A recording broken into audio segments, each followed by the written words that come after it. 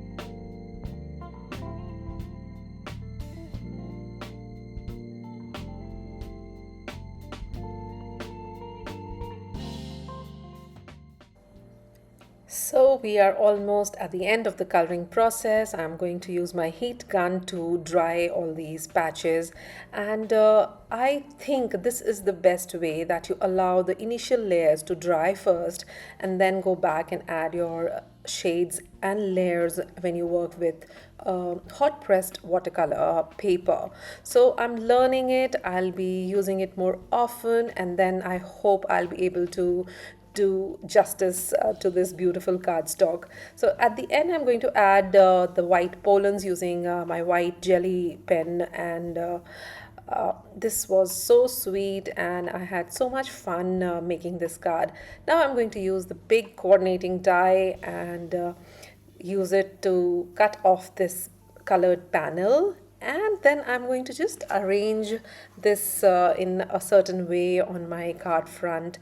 And if you have a die along such a big floral image, there are so many techniques you can play with. You can do the fancy folds, you can just keep it on the edge of the card, you can layer them on top of each other, and the choices are endless. So I'm going to use my Gemini Junior and send this die sandwich through to cut this beautifully. The dies are so crisp and I totally love it. So this is it from my side, and I'll be sharing more card videos for you very soon using this wonderful Watsonia, and I hope you will enjoy it. If you feel like watching more videos, do not forget to subscribe to my channel and also like this video. Thank you so much for stopping by. See you super soon. Take good care of yourself. Bye-bye.